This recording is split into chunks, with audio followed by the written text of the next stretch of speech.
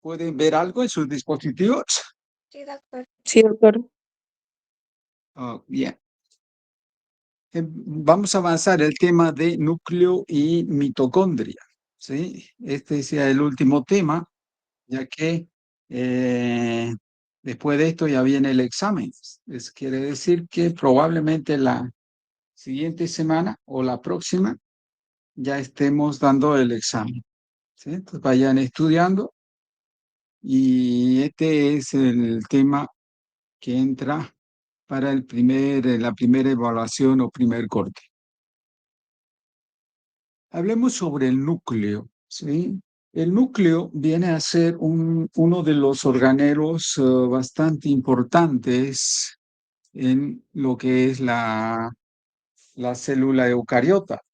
Los núcleos son aquellas estructuras que están constituidas de una membrana nuclear, como ustedes podrán ver aquí, tiene una membrana nuclear de doble membrana, una membrana externa, una membrana interna, y la membrana externa se comunica con el retículo, ¿sí? Endoplasmático, es decir, que hay una comunicación directa, ya que el núcleo también necesitan algunos componentes para poder funcionar, ¿sí? Algunas enzimas, sobre todo enzimas. Luego está el nucleoplasma, que está en la parte interna, el nucleolo, ¿sí? Y las características fundamentales que contiene la membrana nuclear, ¿sí? Por tanto, este organelo es de doble membrana, contiene material genético y el DNA es utilizado para la determinación de la paternidad, ¿sí? Esa es la aplicación que tiene en el área clínica para que nosotros podamos en el laboratorio utilizar ese material genético y este organelo que va a formar parte de los análisis en el laboratorio. Todas las células eucariotas contienen núcleo, todas, sin excepción, ¿sí? Donde reside el DNA genómico. Pero en los glóbulos rojos, ¿sí?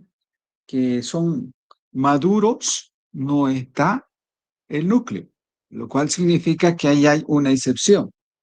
Si en el laboratorio encontramos en torrente circulando glóbulo rojo con núcleo, eso significa que estamos enfrente de una leucemia, es decir, hay patologías. Quiere decir que los reticulocitos muchas veces, cuando no hay problemas, cuando hay problemas a nivel celular, ¿sí? A nivel de síntesis, existe un descontrol. Y ese descontrol hace que encontremos elementos que no sean adecuados en torrente sanguíneo.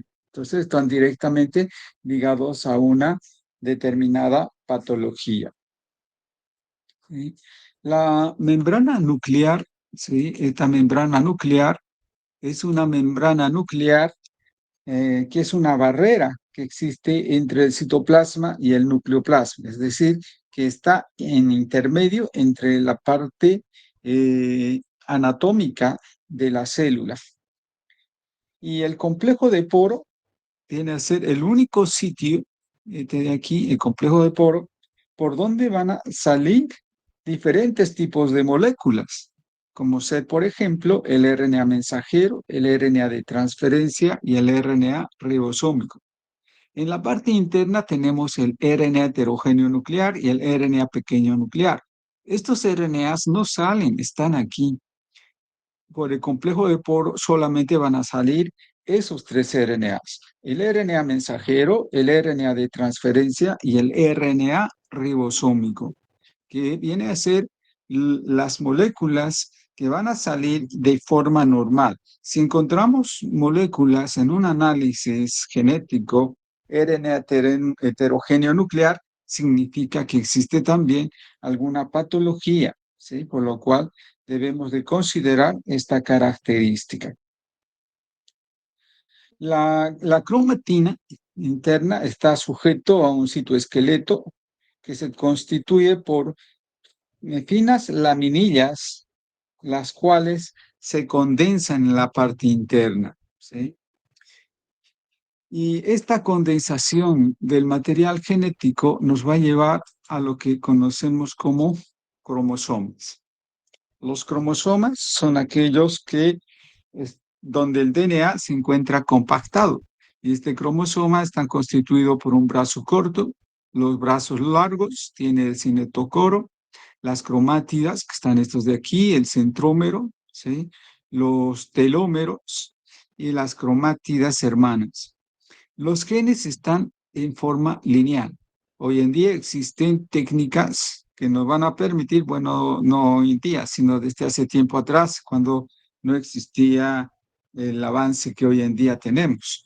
Y los genes se ubican de forma lineal y de acuerdo al, al bandeo, a la coloración, a la tinción, a la extracción de los cromosomas, se puede determinar qué alteración existe. En algunos casos no está el brazo corto, está más corto, ¿sí? Entonces, esto nos indica ciertas patologías, ¿sí?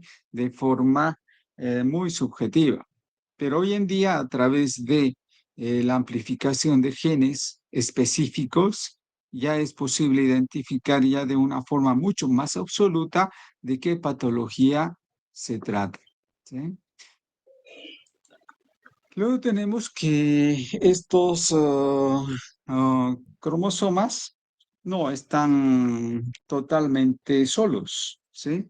Quiere decir que están unidos a unas proteínas histónicas y no histónicas. Estas proteínas no histónicas, histónicas, le dan estabilidad a este material genético. Cuanto más básico esté el medio, estos nucleosomas están más unidos. Por lo tanto, los genes se encuentran, la mayoría de ellos, inactivos y los que son activos, los funcionales. Pero cuando el medio es muy ácido, estos nucleosomas tienden a abrirse. Por lo tanto, se activan algunos genes por esta característica, ¿sí? Es por ello que debemos tomar en cuenta las características y hoy en día hay el área de la epigenética que se encarga de estudiar el por qué se activan los genes, a genes que no deberían activarse, las cuales producen diversos tipos de patologías. El estrés, por ejemplo, es una causa para que se acidifique a este nivel y al acidificarse, entonces estos nucleosomas se abren, las proteínas ya no compactan bien y se produce este problema de activación de los genes. Entonces es importante tener en cuenta que el carácter ácido o base influye en estas proteínas para que pueda el material genético estar en buenas condiciones. Normalmente se encuentra en condiciones adecuadas donde solamente los genes que requiere nuestra célula para una determinada síntesis de una proteína están presentes, ¿sí? Y algunos genes que están desactivados, ¿sí? Estas proteínas histónicas, no histónicas, le dan estabilidad a la molécula de la hebra del DNA, ¿sí? Se ubican generalmente en estos surcos, ¿sí?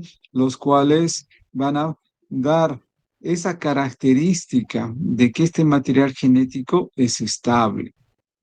Pero también en el laboratorio, para los que trabajamos en biología molecular, nos es un problema porque no se puede extraer el DNA totalmente libre de estas histonas. Por ello, en la extracción del material genético, estas proteínas tienen que ser contabilizadas y hoy en día hay técnicas que nos indican mediante factores lo normal en una extracción en la cual debe existir una menor cantidad de estas proteínas para poder amplificar los genes. Si es que no está dentro de ese rango parámetro en la extracción del material genético, entonces debemos de purificar ese material genético para luego continuar con los análisis. Aunque hoy en día existen kits que nos permiten obtener material genético de alta pureza. Antiguamente se tenía más problemas porque habían unas 2 o 3 técnicas para extraer DNA, lo cual hacía que el trabajo en el laboratorio sea un poco más laborioso. Sin embargo, hoy en día ya existen diferentes técnicas cromatográficas para diferentes tipos de muestras, clases de muestras en áreas bien específicas y nos dan la certeza, la fidelidad de que estamos extrayendo un DNA de alta pureza. Claro está que los costos son elevados. ¿Bien? El conjunto de histonas más el material genético DNA se denomina cromatina. ¿Sí? Y esta cromatina es afín a diversos colorantes, los cuales podemos observarlos cuando estamos analizando un espermatozoide, por ejemplo. ¿Sí? En casos de hechos delictivos, se aplica la técnica que es árbol de Navidad y se coloca el colorante. Como la cromatina, que son estos componentes, son afines a colorantes. Entonces se observa una coloración bastante interesante. No tengo aquí una imagen para mostrarles. Creo que no. Entonces se observa una coloración que nos indica la presencia de los espermatozoides en ese hecho delictivo. Entonces, la cromatina es muy utilizado en varias técnicas, sobre todo con fines de identificación. Bien, ¿cómo se expresa el material genético? Y hablando desde un punto de vista laboratorial, porque eso nos interesa. En el laboratorio nos interesa encontrar este material genético, analizarlo, este material genético, y cómo podemos nosotros tener en cuenta cómo está este material genético, cómo se expresa. Tenemos 3 formas en la cual se expresa este material genético. Uno, que es a través del número de cromosomas. Entre una especie y otra especie, podemos diferenciar que esos cromosomas son diferentes. Las plantas el número de cromosomas tienen diferente, los animales tienen, el ser humano tiene diferentes números de cromosomas. ¿Sí? Nosotros tenemos un número par exacto de cromosomas en las células mitóticas, pero en las células meióticas está a la mitad, porque luego tiene que restablecer esos cromosomas para transformarse en células mitóticas, ¿sí? Entonces ahí radica el análisis. En el laboratorio podemos saber si este material genético proviene de una célula mitótica o de una célula meiótica, tomando en cuenta simplemente el número de cromosomas. Eso nos permite tener una diferenciación entre clases de células que existen. La otra es por su masa, ¿sí? Entonces, el primer gráfico que tienen aquí, como ustedes podrán ver, son el número de cromosomas, ¿sí? Este número de cromosomas nos indica que estamos en células mitóticas o en células meióticas. Por su masa, por su masa podemos extraer el material genético en diferentes tipos de unidades de concentración. ¿Sí? Ustedes ya saben qué es concentración, ¿no? Es una relación matemática que existe entre el soluto y el disolvente. Entonces, aquí podemos extraer material genético de miligramos por mililitro, microgramos por microlitro, ¿sí? Nanogramos por microlitro, picogramos por microlitro. ¿Sí? Es decir, que podemos tener una concentración de la cantidad de DNA que podemos extraer en el laboratorio. Y esta la podemos analizar a través de un análisis espectrofotométrico. ¿Sí? Si ustedes observan, si tenemos una longitud de onda a la cual se determina el material genético. Y esta longitud de onda nos va a permitir saber en qué cantidad se encuentra este material genético. Cuando avancemos química de los ácidos nucleicos, voy a explicarles con mayor detalle, ¿sí? Por lo tanto, ya sabemos que el material genético se puede expresar también en masa. También la podemos expresar por su longitud, ¿sí? El DNA es un polímero que está constituido por varios nucleótidos, ¿sí? Y estos tienen una cadena paralela y otra antiparalela, ¿sí? Podemos decir adenina, guanina, timina, citosina, citosina, timina, timina. Es una longitud. Y de acuerdo a su longitud podemos decir un par de bases, dos pares de bases, tres pares de bases, cuatro pares de bases, cinco pares de bases, seis pares de bases, siete pares de bases, 20 pares de base, 100 pares de base, 500 pares de base, 1000 pares de base, es decir, que podemos expresar en longitud. Si la molécula es muy grande, vamos utilizando gigabases, megabases, es decir, términos que nos indica el tamaño que tiene ese material genético, ¿sí? La longitud que tiene. Los genes se los encuentra tanto por una electroforesis normal o por una electroforesis capilar en función de la longitud que éste tiene, ¿sí? Y en función de eso podemos decir, este gen mide 1500 pares de base o mide 3000 pares de base, ¿sí? Y comparamos estos genes con un peso molecular para poder detectar en la muestra si efectivamente este gen es el mismo. Y a través de ello podemos inferir si es o no es ese gen. En los casos patológicos, cuando estamos analizando una determinada enfermedad, lo que necesitamos es conocer el gen que causa esa enfermedad. Y ese gen que causa esa enfermedad tiene un número de pares de base, ¿sí? Tiene un peso molecular en el cual podemos comparar a ese gen y luego comparar con la muestra y luego determinar a priori si fuera o no fuera ese gen, ¿sí? Entonces, la electroforesis es una técnica que nos permite realizar este tipo de análisis y podemos analizar a los genes a través de su longitud. Cuando tenemos una muestra en electroforesis, lo que hacemos es lo siguiente, ¿sí? Tenemos el marcador de peso molecular, 500 pares de base, 700 pares de base, 3000 pares de base, ¿sí? Tenemos el gen conocido y tenemos las muestras, ¿sí? El gen conocido, muchas veces tenemos dos o tres genes que están alineados en la misma enfermedad. Estos deberán de analizarse de acuerdo a las características de la muestra, el patrón, ¿sí? Entonces, en este caso tenemos el marcador de peso molecular. Este marcador de peso molecular se lo obtiene a través de las técnicas de extracción de material genético de los fagos, ¿sí? Se corta con enzimas de restricción y esto nos dan diferentes fragmentos de diferentes pesos moleculares. Las industrias biotecnológicas ya proveen a los laboratorios clínicos que aplican biología molecular de este tipo de marcador. El gen conocido también existen en empresas que ya tienen en sus catálogos genes que están alterados y que podemos conseguirlos a través de ellos. Y, por supuesto, las muestras, ¿sí?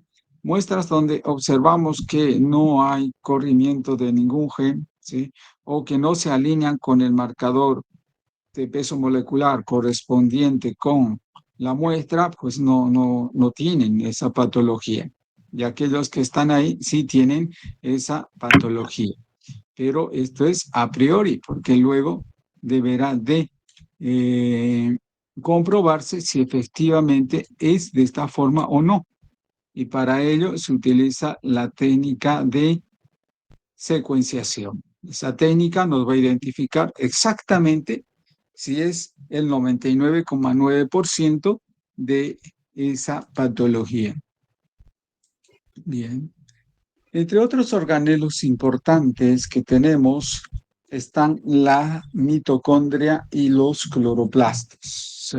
Las mitocondrias en el ámbito de lo que es las células animales las células del hombre, ¿sí? Y estas mitocondrias son de interés en su análisis. Y los otros son los cloroplastos en las plantas, que también tienen sus propias características, pero mucho más aplicables para los agrónomos, ¿sí? Pero no deja de ser interesante estos dos organelos. Las mitocondrias se tratan de organelos complejos que realizan varias funciones importantes en la célula. Sus membranas especializadas utilizan para generar trifosfato de adenosina, ¿sí? Es decir, adenosin trifosfato. La característica que tiene, si ustedes se fijan, es que es de doble membrana, ¿sí? La interna forman crestas y en la parte central está una parte acuosa. Es aquí donde se lleva a cabo todas las reacciones bioquímicas a nivel de la mitocondria. La mitocondria tiene un material genético, ¿sí? Que es de hebra doble, circular, cerrado covalentemente. Todos los genes son codificables, ninguno de ellos no es codificable. Cada uno de estos genes corresponden a una determinada proteína que la utiliza la propia mitocondria o bien la utiliza fuera de la mitocondria. Cuando una célula está en apoptosis significa muerte celular, es aquí donde se organiza para que la célula pueda destruirse, autodestruirse. Entonces, es aquí donde están esos genes. ¿Sí? Estos genes se activan y existen ya la síntesis de esas enzimas que van a salir para la apoptosis. Por ello que la mitocondria viene a ser un organelo de importancia. Es importante recalcar también que en la actividad de utilizar la, los componentes orgánicos para generar energía, esta va a ser transferida a ciclos bioquímicos extracelulares. ¿Sí? Por ello decimos que está directamente relacionada con la síntesis oxidativa de algunas reacciones bioquímicas. Otro aspecto a tomar en cuenta es que en este tipo de organelo se encuentran material genético como el RNA, ¿sí? Y contienen también sus propios ribosomas, ¿sí? Es decir, hay DNA mitocondrial, RNA mitocondrial y existe también las proteínas que son obtenidas a partir de los ribosomas mitocondriales. ¿Sí? Prácticamente es una célula, microcélula interna, donde todos estos procesos de transcripción y traducción se lleva a cabo en la mitocondria. ¿Sí?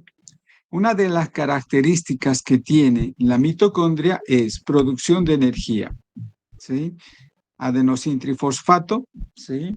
O también se dice genera trifosfato de adenosina en la fosforilación oxidativa, en el equilibrio de los iones de calcio, apoyo en la creación de testosterona y el estrógeno. Ustedes saben bien que estos dos componentes son fundamentales, ¿sí?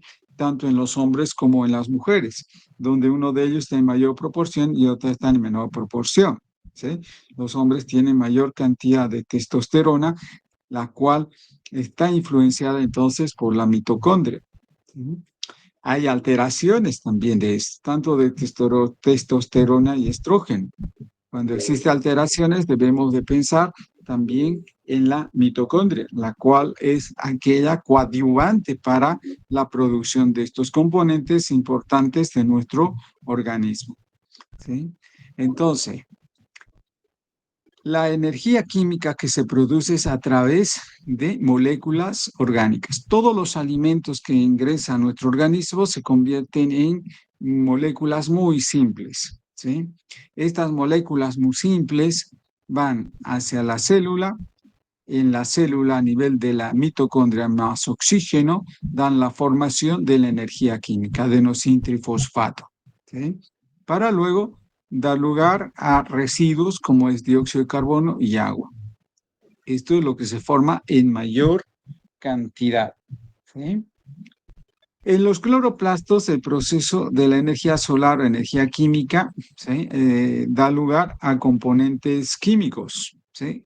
El cloroplasto funciona a la inversa de la mitocondria. La energía química, esta energía química que es de la luz solar, incide sobre el cloroplasto. En el cloroplasto se activan sus genes y estos van a dar lugar a la obtención de compuestos orgánicos. ¿Sí? Ahí están, por ejemplo, todos los aminoácidos que nuestro organismo no puede sintetizar, pero las plantas sí. Y nosotros, pues, convivimos con los componentes que las plantas producen. Por ello que hay un equilibrio entre los seres humanos en nuestro hábitat, ¿no? Con todos los otros seres vivos. Bien. Las células haploides. Estas células haploides son importantes, ¿sí? Pueden apagar sus micrófonos, por favor, de tal manera que escucho que mi voz empieza a tener eco. Entonces, las células meióticas son aquellas células en las cuales existe el material genético, pero a mitad de la cantidad que ocurre en las células mitóticas. Entre ellas tenemos el óvulo, ¿sí? Que está constituido por el núcleo, el citoplasma, ¿sí? Tenemos la zona pelúcida, la corona radiante, ¿sí? Y en la parte interna están las mitocondrias. Los espermatozoides, que son células germinales de los varones, ¿sí? De las mujeres vienen a ser los óvulos. Estos espermatozoides están constituidos por una cabeza, ¿sí? Tiene la acrosoma, donde se encuentra una enzima importante, ¿sí? Luego está en la parte interna, en el citoplasma está el núcleo, luego tiene un centriolo, ¿sí? Una pieza intermedia en la cual se encuentran las mitocondrias y finalmente está el flagelo. Aquí hay una diferencia entre este y este, ¿sí? Como ustedes podrán observar, las mitocondrias están aquí adentro, ¿sí? Y en cambio en el espermatozoide se encuentran por fuera. ¿Sí? Es decir, que las mitocondrias están en la parte externa. Estas son las mitocondrias paternas y estas son las mitocondrias maternas. Esto es de utilidad, este conocimiento, debido a que en el laboratorio podemos analizar el DNA mitocondrial, ¿sí? Y el DNA nuclear.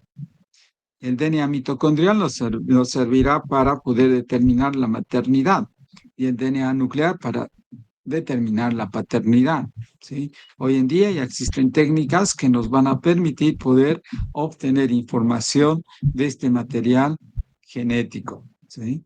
El flagelo está constituido por una molécula llamada dineína que le permite tener movimiento, ¿sí? Eso debido a la energía que necesita está la mitocondria. Por esa razón, las mitocondrias se ubican aquí, porque este flagelo, ¿sí? Al contener esa proteína, necesita mucha energía para poder movilizarse. Cuando el espermatozoide está en la vía vaginal, entonces lo que hace es moverse lo más que se pueda, ¿sí? Para que así, de esa manera, pueda detectar al óvulo e ingresar, ¿sí? A través de un receptor. El receptor es SP3, ¿sí? Y la enzima espermiolicina. Este receptor SP3 espermiolicina, que está aquí, justo aquí, ubica el receptor aquí. Y cuando lo ubica, pues perfora e ingresa, ¿sí? El primero que ingrese es el primero que va a entrar, lo cual significa que después se cierra y ya el receptor ya no hay. Y los otros espermatozoides también tienen, pero ya no pueden ingresar. Entonces es la forma en la cual se lleva a cabo la fecundación.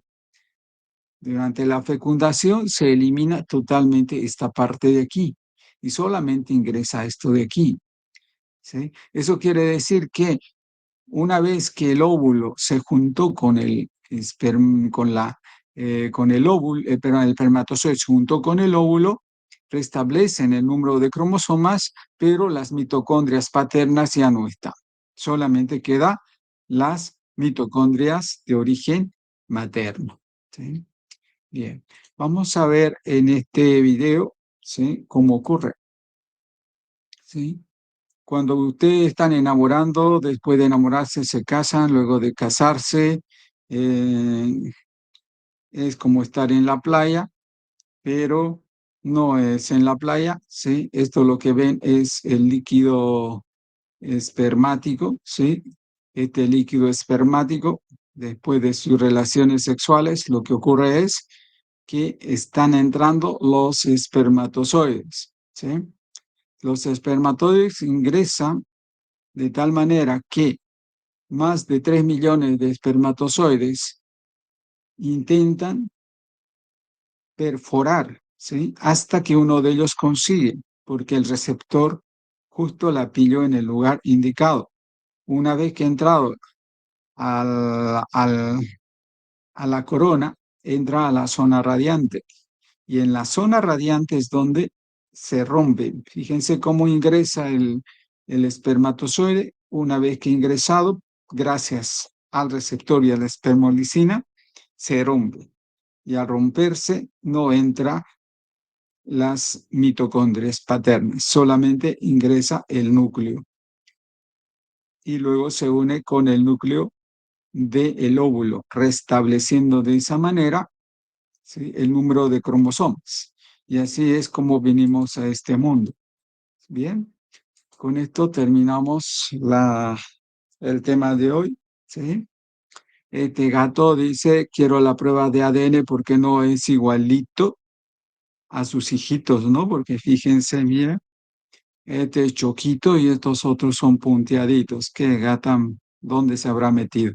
Por ello que la imagen que le puso. Se puede hacer el análisis de DNA para determinar si efectivamente es el padre, ¿sí? O si es el DNA de dos mujeres que están peleando por un bebé, ya sea hijo o hija, se puede hacer el DNA eh, mitocondrial para establecer a quién pertenece. ¿Alguna pregunta? Hasta contar tres. Uno, dos, tres. Muy bien.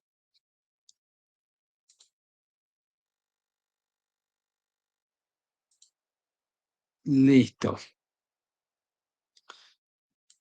Bien, voy a dictarle su cuestionario de este tema. ¿Dónde puse el cuestionario? Aquí.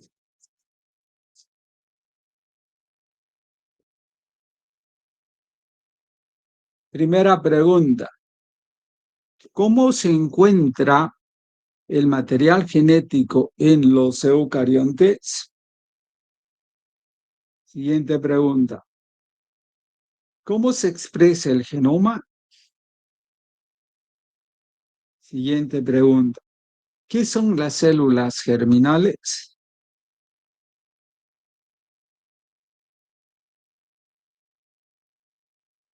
Siguiente. ¿Qué clase de proteína se une a la estructura del DNA y qué función tiene?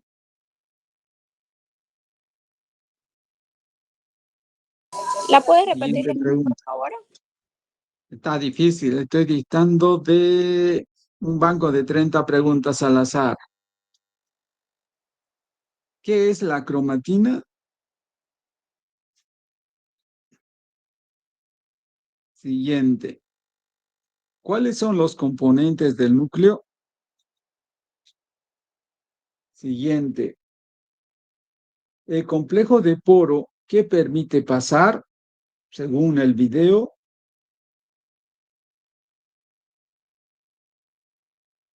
Siguiente.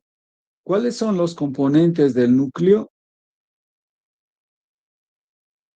Siguiente.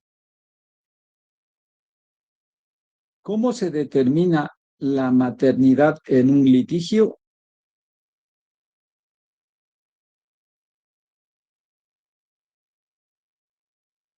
Siguiente. Mediante un cuadro de dominio realice las diferencias entre DNA mitocondrial, DNA nuclear y DNA cloroplástico. Siguiente. ¿Cuál es la función de la mitocondria y del cloroplasto?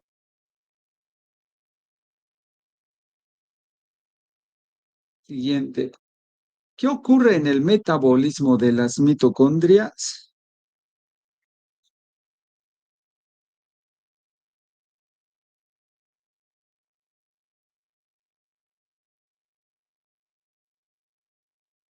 Listo. Este cuestionario es para enviar a Moodle. Ya está habilitado Moodle, así que ya pueden, en cuanto lo realicen, ¿sí? Le envían a Moodle. No espere al día sábado o domingo, ¿sí? Porque muchas veces la página entra en mantenimiento, ¿sí? Y entonces es difícil poder eh, enviar el trabajo. Inclusive a mí mismo me es difícil corregir sus trabajos que envían, porque esos días es imposible entrar, ¿sí? Entonces traten de enviar antes del sábado. ¿Sí? Sábado y domingo siempre esa página anda ahí muy colapsada. Y para que me entreguen el mapa conceptual de la página 26 a la 32. Eso me entregan el día martes en clase presencial. Para que me entreguen eso, acuérdense de firmar en la parte superior derecha y con puño y letra, es decir, escriben manuscrito su nombre, apellido y número de carnet. ¿De acuerdo? Y sellaré ahí, justo en ese sitio. Doctor, Bien, disculpe, ¿desde ¿tienen qué página dijo? alguna pregunta? Dime. ¿Desde qué página dijo, disculpe? De la 26 a la página 32 de tu texto. Ya, gracias. Bien. De nada, Diana. Bien, ¿tienen alguna pregunta? ¿Alguna consulta? Bien, si no es así, que tengan un feliz día. Nos vemos. Chao, Shirley. Chao, Cristian. Chao, Bianca. Chao, Hasta luego, Ketriel, doctor. Diana, Liz, Carlos, Hasta luego, doctor. Marianela, Hasta luego, doctor. Jennifer. Hasta luego.